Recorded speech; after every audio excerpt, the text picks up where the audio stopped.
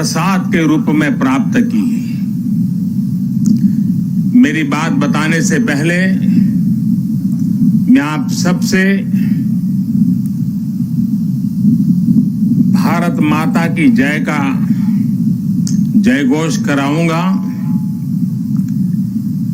और आप सबसे मेरा आग्रह है, यूनिफॉर्म वाले सभी जवानों से भी आग्रह है और दूर दूर पहाड़ियों पर बैठे मेरे आदिवासी भाइयों बहनों को भी मेरा आग्रह है कि एक हाथ ऊपर करके पूरी ताकत से सरदार साहब का स्मरण करते हुए हम भारत माता की जय का घोष करेंगे। मैं 3 बार करवाऊंगा। पुलिस बेड़े के वीर बेटे बेटियों के नाम भारत माता की। कोरोना के समय में सेवारत कोरोना वॉरियर्स के नाम भारत माता की। आत्मनिर्भरता के संकल्प को सिद्ध करने में जुटे कोटि कोटि लोगों के नाम भारत माता की।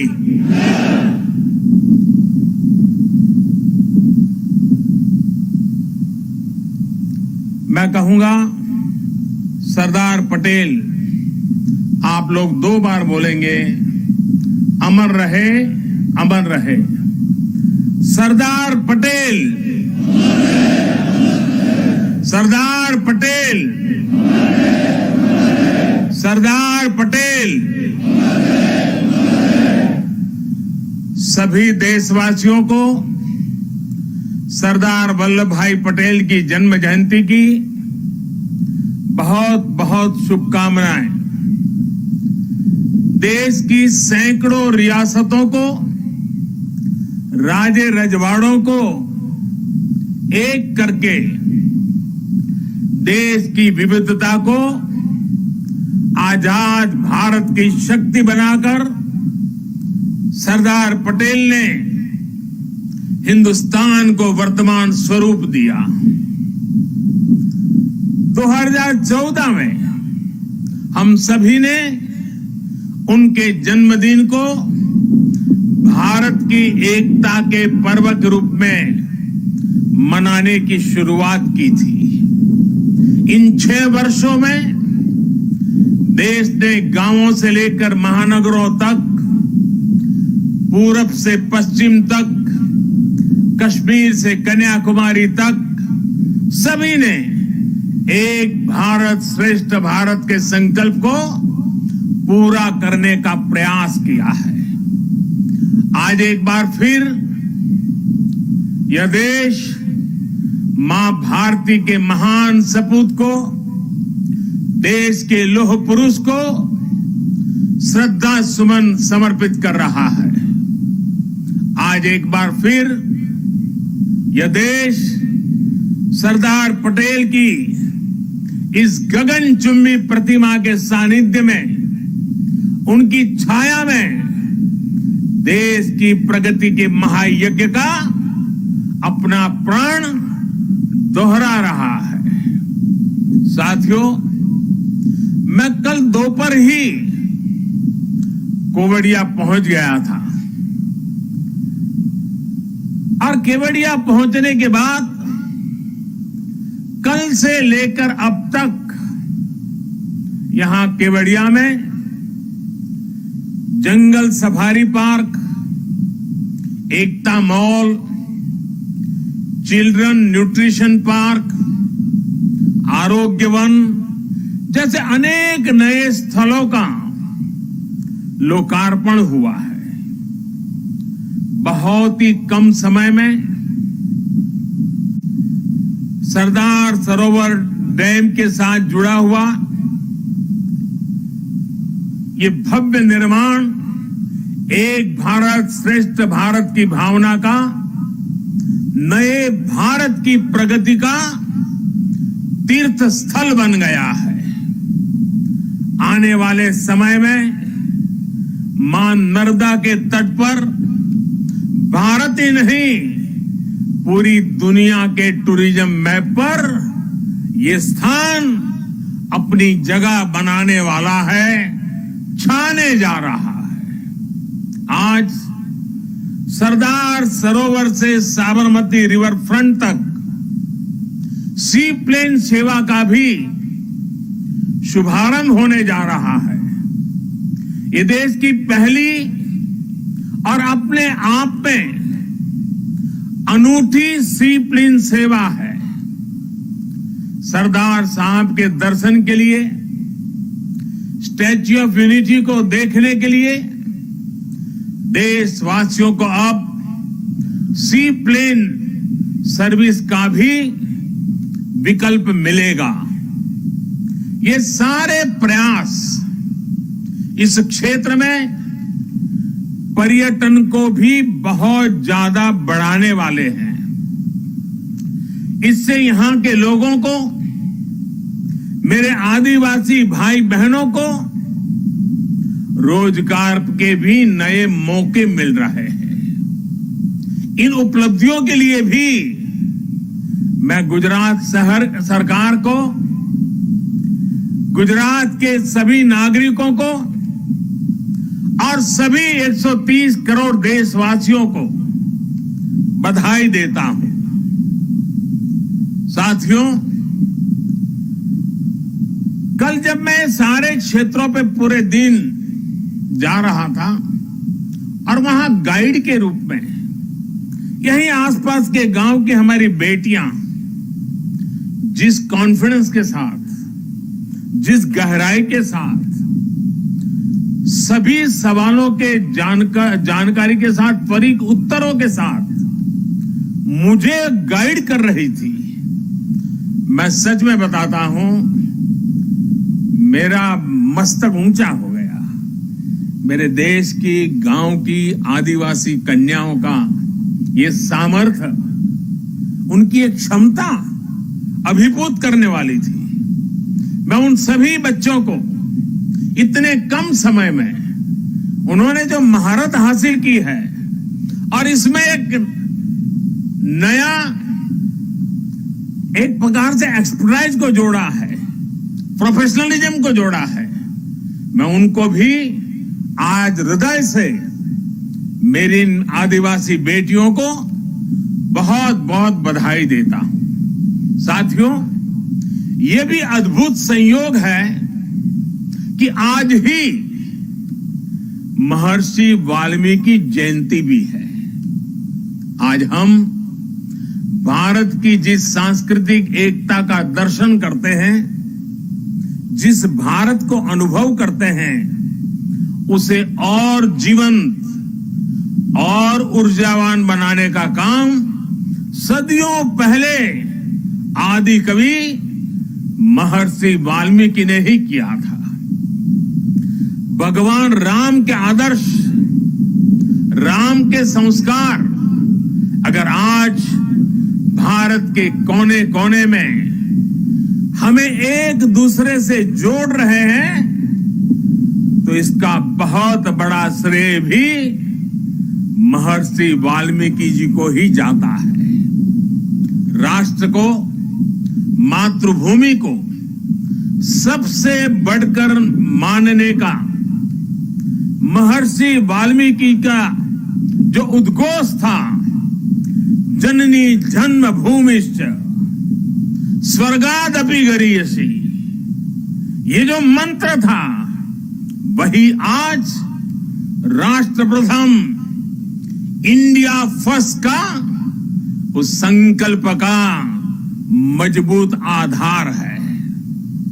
मैं सभी देशवासियों को महर्षि वाल्मीकि जयंती के भी हृदय से हार्दिक शुभकामनाएं देता हूं। साथियों, तमिल भाषा के महाकवि और स्वतंत्र सेनानी सुब्रमण्यम भारती ने लिखा था, मन्नुम इमयमले अंगल मलइये मालिल मिदुइदु पोल परिदु इल्लेये। इन्नरू नीर गंगे आरेंगेल आरे इंगिथन मानबीर एदिरेदु वेरे पन्नरूम उपनिट नुल्लेंगल नुले पार मिसे एधोरु नुल इधु बोले पोन नोलिर भारत नांडेगल नाडे पोट रुवोमिंगते एमक्की कल्ले इडे। सुब्रमण्यम भारती जी की जो कविता है उसका भावार्थ हिंदी में जो मिलता है, दूर सुदूर क्षेत्रों के बारे में जो वर्णन है वो भी इतना ही प्रेरक है।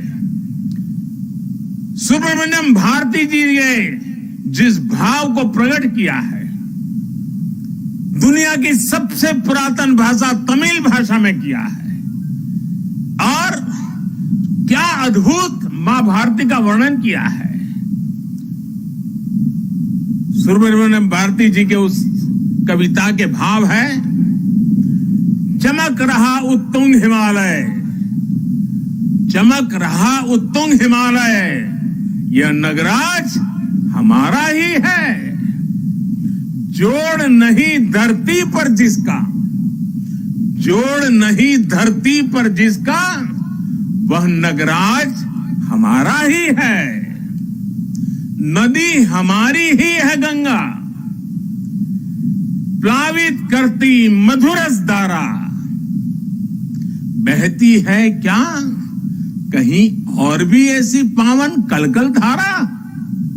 सम्मानित जो सफल विश्व में, सम्मानित जो सफल विश्व में, महिमा जिनकी बहुत रही है। अमर ग्रंथ वे सभी हमारे, अमर ग्रंथ वे सभी हमारे, उपनिषदों का देश यही है। गाएंगे यश हम सब इसका, गाएंगे यश हम सब इसका, यह है स्वर्णिम देश हमारा। आगे कौन जगत में हमसे, गुलामी के कालखंड में भी सुब्रमण्यम भारती जी का विश्वास देखिए, वो भाव प्रकट करते हैं, आगे कौन जगत में हमसे, आगे कौन जगत में हमसे, यह है भारत देश हमारा, यह है भारत देश हमारा। भारत के लिए इस अद्भुत भावना को आज हम यहां मां नर्मदा के किनारे सरदार साहब की भव्य प्रतिमा की छांव में और करीब से महसूस कर सकते हैं। भारत की यही ताकत हमें हर आपदा से, हर विपत्ति से लड़ना सिखाती है और जीतना भी सिखाती है। आप देखिए, पिछले साल से ही जब हम आज के दिन एकता दौड़ में शामिल हुए थे, तब किसी ने कल्पना नहीं की थी कि दुनिया, पूरी मानव जात को कोरोना जैसी वैश्विक महामारी का सामना करना पड़ेगा। ये आपदा अचानक आई, इसने पूरे विश्व में मानव जीवन को प्रभावित किया है, हमारी गति को प्रभावित किया है। लेकिन इस महामारी के सामने देश ने, 130 करोड़ देशवासियों ने जिस तरह अपने सामूहिक सामर्थ्य को, अपनी सामूहिक इच्छा शक्ति को साबित किया है, वह अभूतपूर्व है। इतिहास में उसकी कोई मिसाल नहीं है। कोरोना वॉरियर्स के सम्मान में 130 करोड़ देशवासियों ने एक होकर कश्मीर से कन्याकुमारी, लेह से लक्षद्वीप, अटक से कटक, कच्छ से कोहिमा, त्रिपुरा से सोमनाथ, 130 करोड़ देशवासियों ने एक होकर जो जज्बा दिखाया, एकता का जो संदेश दिया, उसने 8 महीने से हमें इस संकट के सामने जूझने की, लड़ने की और विजय पथ पर आगे बढ़ने की ताकत दी है। देश ने उनके सम्मान के लिए दिए जलाए, सम्मान व्यक्त किया। हमारे कोरोना वॉरियर्स, हमारे अनेक पुलिस के होनहार साथियों ने दूसरों का जीवन बचाने के लिए अपने जीवन का बलिदान दे दिया। आजादी के बाद मानव सेवा के, सुरक्षा के लिए जीवन देना इस देश के पुलिस बेड़े की विशेषता रही है। करीब करीब 35,000 मेरे पुलिस बेड़े के जवानों ने आजादी के बाद बलिदान दी है, लेकिन इस कोरोना कालखंड में सेवा के लिए, दूसरे की जिंदगी बचाने के लिए मेरे पुलिस के बेड़े के जवानों ने, कईयों ने सेवा करते करते खुद को ही समर्पित कर दिया। इतिहास कभी इस स्वर्णिम पल को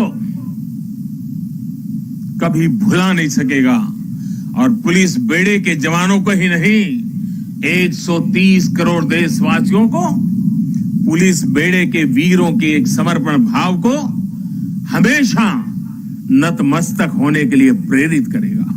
साथियों, ये देश की एकता की ही ताकत थी कि जिस महामारी ने दुनिया के बड़े बड़े देशों को मजबूर कर दिया, भारत ने उसका मजबूती से मुकाबला किया है। आज देश कोरोना से उभर भी रहा है और एकजुट होकर आगे भी बढ़ रहा है।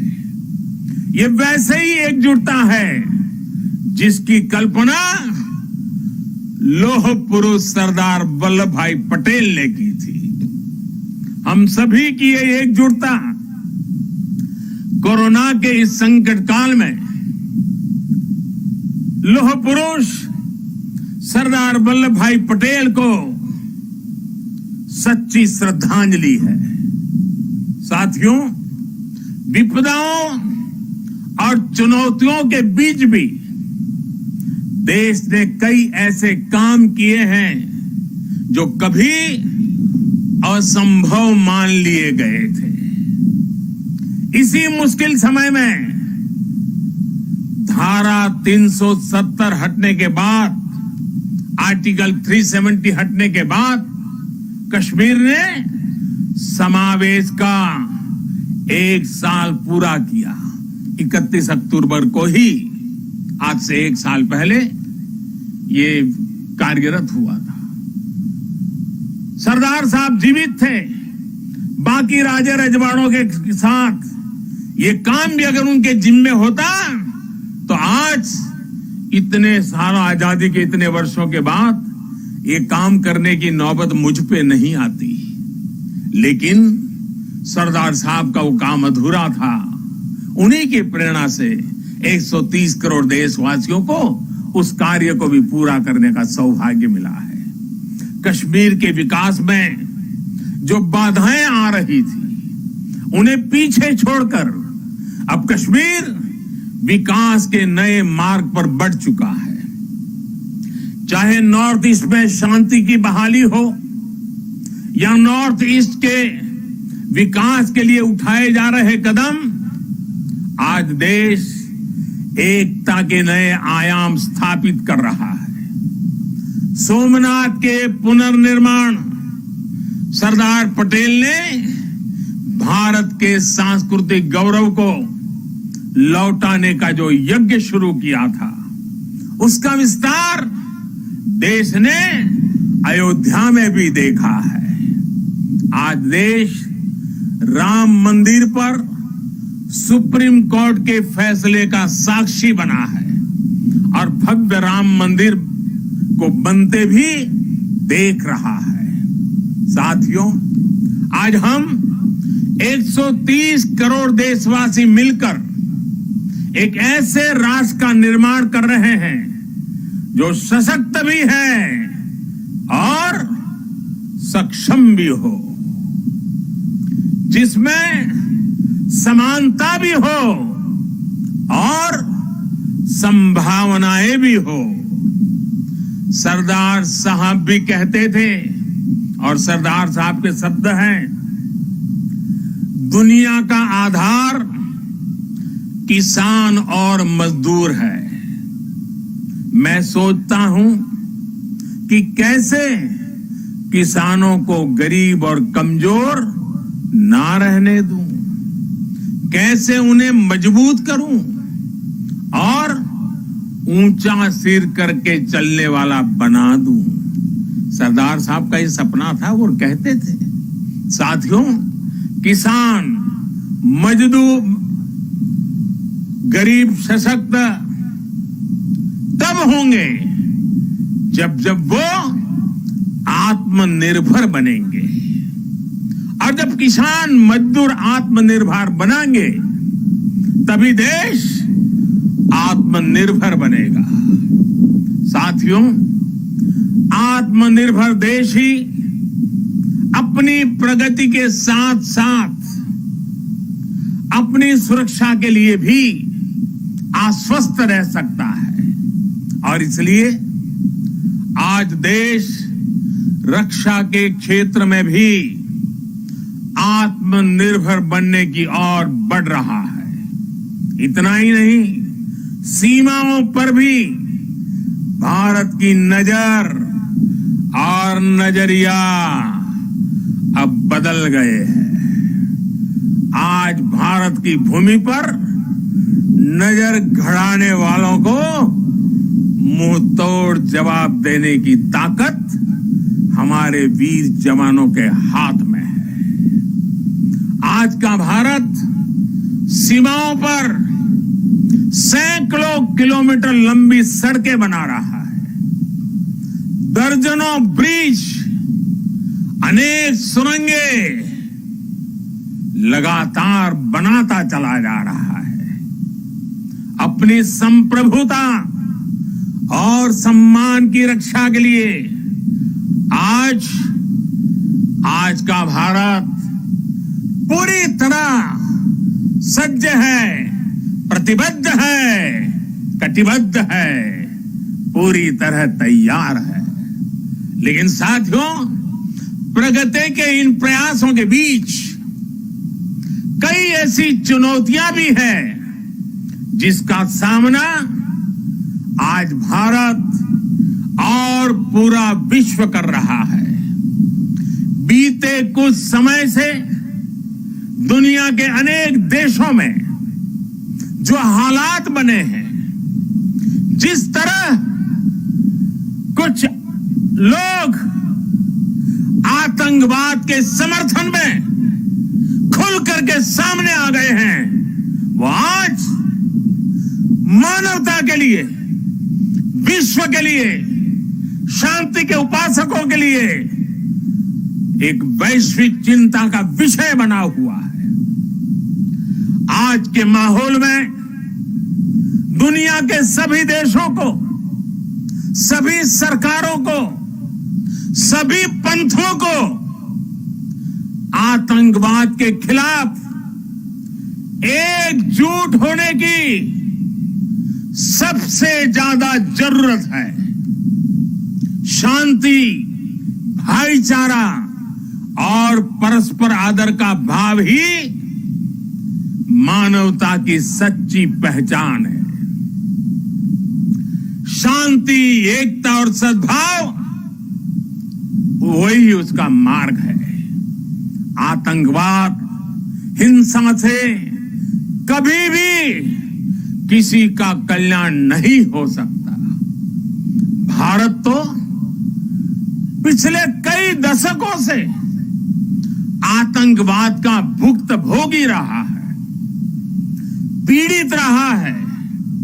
भारत ने अपने हजारों वीर जवानों को खोया है, अपने हजारों निर्दोष नागरिकों को खोया है, अनेक माताओं के लाल खोए हैं, अनेक बहनों के भाई खोए हैं। आतंकी पीड़ा को भारत भली भांति जानता है। भारत ने आतंकवाद को हमेशा अपनी एकता से, अपनी दृढ़ इच्छा शक्ति से जवाब दिया है। आज पूरे विश्व को भी एकजुट होकर हर उस ताकत को हराना है जो आतंक के साथ है, जो आतंकवाद को बढ़ावा दे रही है। साथियों, भारत के लिए तो एकता के मायनों का विस्तार हमेशा से बहुत ज्यादा रहा है। हम तो वो लोग हैं जिनको प्रेरणा मिली है, सर्वे भवन्तु सुखिनः।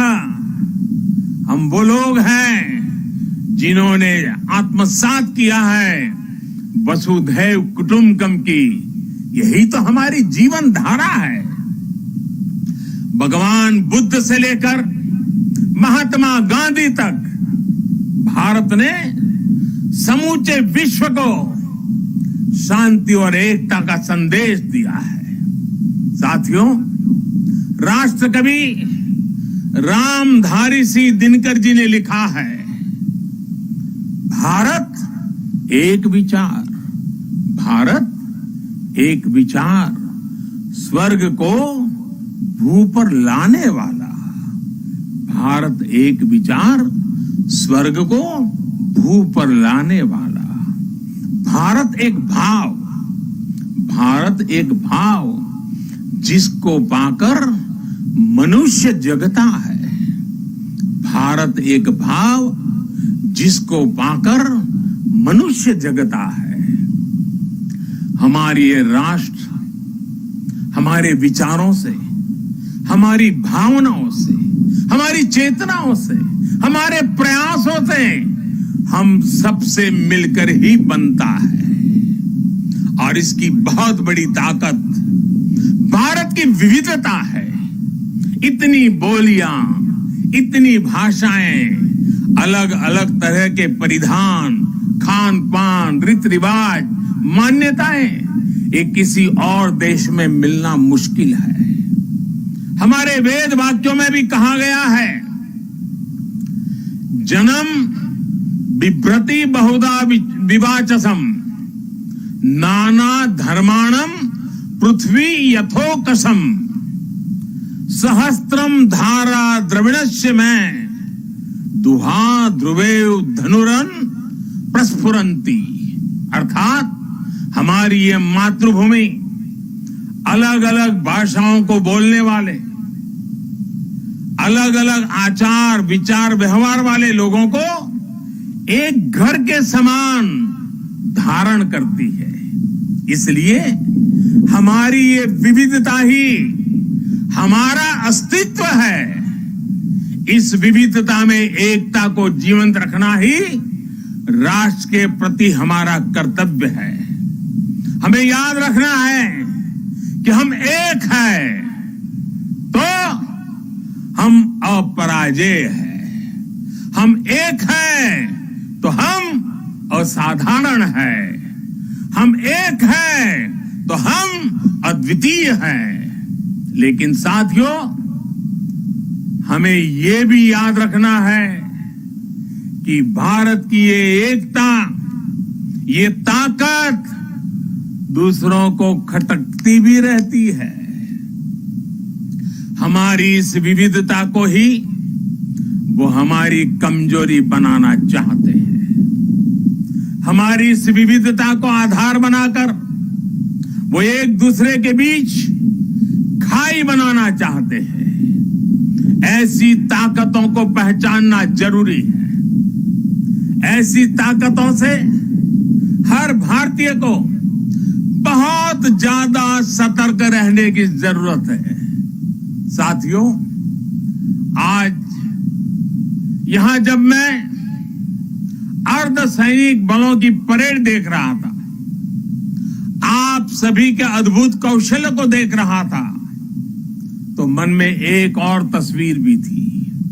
ये तस्वीर थी पुलवामा हमले की। उस हमले में हमारे पुलिस बेड़े के हमारे जो वीर साथी शहीद हुए, वो अर्धसैनिक बेड़े के ही थे। देश कभी भूल नहीं सकता कि जब अपने वीर बेटों के जाने से पूरा देश दुखी था, तब कुछ लोग उस दुख में शामिल नहीं थे। वो पुलवामा हमले में भी अपना राजनीतिक स्वार्थ खोज रहे थे, अपना राजनीतिक स्वार्थ देख रहे थे। देश भूल नहीं सकता कि तब कैसी कैसी बातें कही गई, कैसे कैसे बयान दिए गए। देश भूल नहीं सकता कि जब देश पर इतना बड़ा घाव लगा था, तब स्वार्थ और अहंकार से भरी भद्दी राजनीति कितने चरम पर थी। और उस समय उन वीरों की तरफ देखते हुए मैंने विवादों से दूर रह करके सारे आरोपों को झेलता रहा। उपनिट नुल्लेंगल